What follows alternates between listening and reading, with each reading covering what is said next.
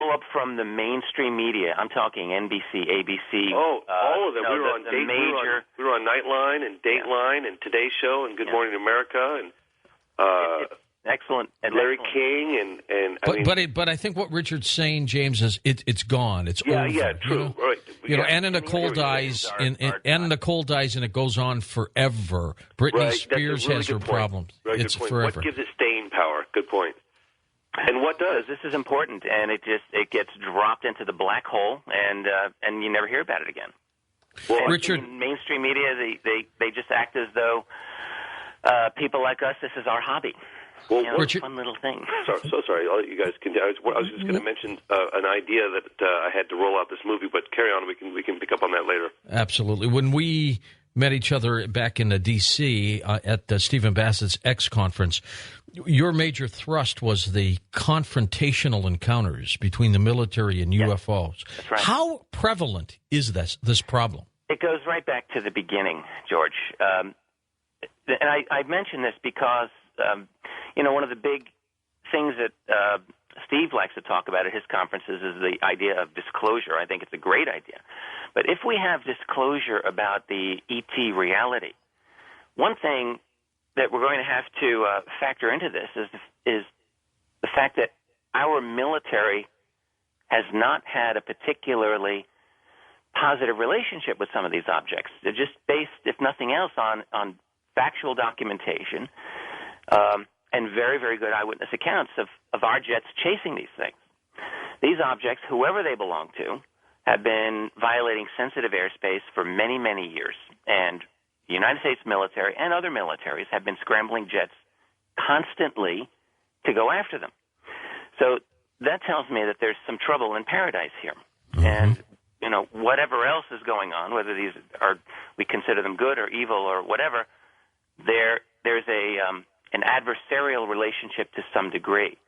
And when that comes out as an open disclosure, I don't believe it's going to be all, well, they're the wonderful space brothers who are here to take us to the next plane of existence. I think, as David Jacobs would say. Well, right, Jacobs would agree that there's some trouble in paradise. Right. His argument is that they're here, they're creating a hybrid species, and they're up to something. It's my belief also that there are a number of ET species that are here, and that at least one of them is creating a hybrid species that looks very much like us. And that sounds creepy, but I think that the research literature by people like Dave Jacobs, Bud Hopkins, and several others indicates that there could be what's called a transgenic species that is here, and these are individuals that look like human but have much, much more than human capabilities. What's the purpose, Richard, if they're doing this? To do work for them here, to meld in with our society. To take over our society? Well, I don't know about taking over, but to fit in, to work, to facilitate abduction experiences. Certainly, that's what it looks like in Bud Hopkins' research.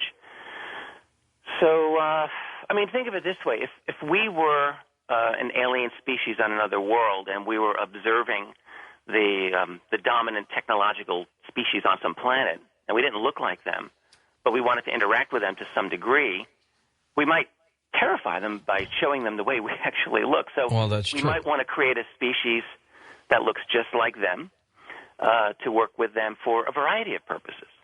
And I think this is exactly what at least one ET species has done. I think they've created a transgenic species.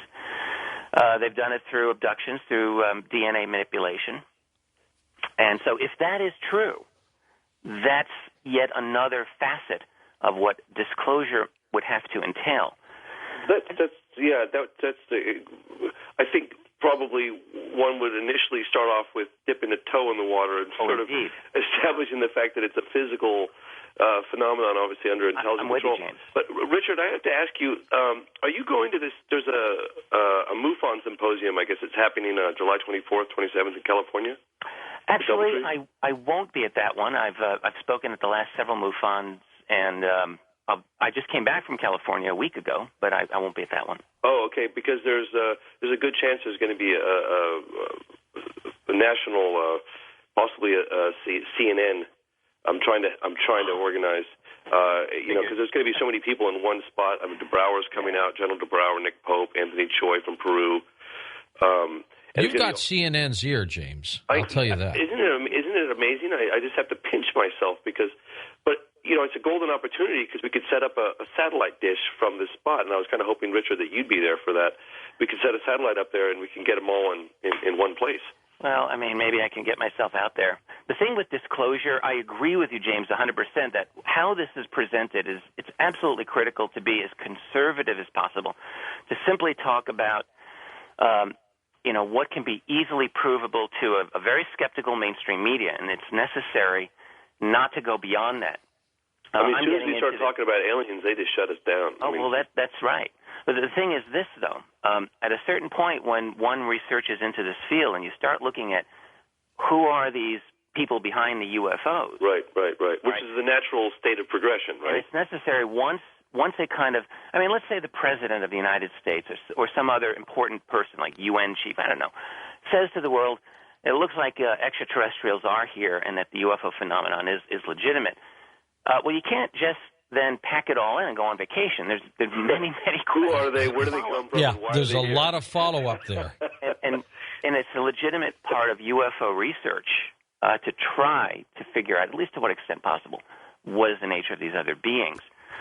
In my own research, I have avoided dealing with this for a very, very long time. In fact, I was almost afraid to get into it because I just felt, as you're indicating, James, that it's really not a very easily defensible position publicly when you're dealing with a very skeptical world. But I think in the last year or two, I've really been trying to grapple with this a little more. I just feel that enough is enough, and that doesn't mean that I'm trying to put myself out completely on a limb here. But I think it's certainly fair to speculate, even privately, what we might be dealing with. Oh, I definitely. I say things, obviously, privately that I would never say publicly because I can't prove it, this whole position I've been taking, Leslie's been taking, it seems to be gaining some traction, and I think more people are inclined, people that really have a lot of gravitas, to come on board with us because they know we take this very conservative position. But I completely respect and appreciate the work of people like Bud Hopkins and a number of others, Dave Jacobs that you'd mentioned. I think it's very important. But obviously, I keep going back to this very conservative position that I feel it necessary, certainly, to penetrate a much larger audience. I agree with you. May I add that you're... Hold it, Richard, because we'll take this quick break and we'll come back with Richard Dolan, James Fox. We'll talk a little bit about his new film, Beyond the Blue. And the next hour, Richard will stick around with us and take your phone calls. Well, Reuters is reporting a very large explosion over some of the islands in Vietnam, and it's called, listen to this, an unidentified flying object exploded. So they just don't know what it is. But it apparently exploded in midair over a southern Vietnamese island, according to their state media. And it was a day after Cambodia's Air Force retracted a report of a mysterious plane crash. Retracted a report. Now, they have found some metal, some large pieces of metal near the coastline. And we'll just try to keep our eyes on this story as it begins to unfold. But at the moment, no one is reporting claims of any missing major airline or a plane. So it's a strange story as well. We'll be back in a moment. Richard Dolan, James Fox on Coast to Coast AM. James, right before we get into Beyond the Blue, the working title for your new film, what did you think of that story in Vietnam? That's amazing. Did you hear that story on the surface of Mars today? Now, what was that one? Oh, well, a friend of mine TiVo'd it for me, but he said that they captured an anomalous object reflecting light, metallic object on the surface of Mars. And I said, "Are you kidding me?" He said, "No, I TiVo'd it. It's happening right now." All right, I'll check on it. We got to get a hold of that one. Wow. Okay. Hey, Beyond the Blue, tell us what's it going to consist of? We basically took obviously all the cases from the National Press Club event. And we thoroughly documented it because it's unprecedented to have that level of military and government officials in one spot. So we documented that over a 4-day period. We did extensive interviews with everyone, and